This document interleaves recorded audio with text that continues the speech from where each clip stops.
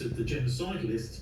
And one of the most extraordinary sights was to see these Maoris doing a Haka against Palestine and standing there on the front of the stage and tearing the Palestine flag in half. Now, I'm looking at this thinking, hang on, there's a genocide going on.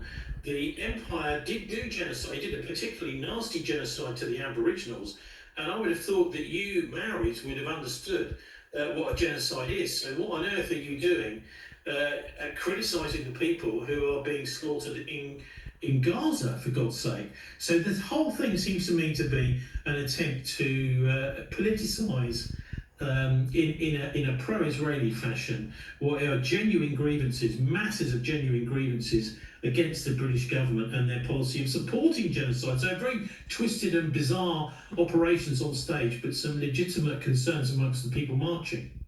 I find that quite fascinating, the Zionist support element of this. I'm wondering how that became something in a patriotic movement thousands of miles away. Money. What happened in the 2000s, Nick Griffin talked about this quite a bit, is that the Zionists came along to the British National Party with money, and they said, we would like to fund you. And Nick Griffin said, well, no, we don't want to be funded by a foreign power, thank you very much.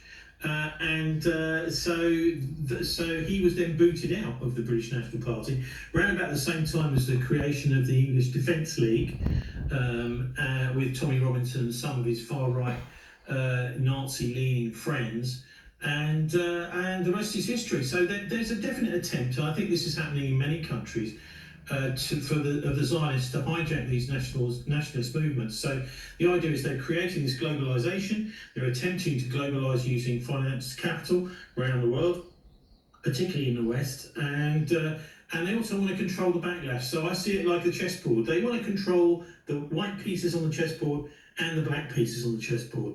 And so everywhere you look, you're captured. But the fact is, many people who go out on these marches don't buy into any of this racism.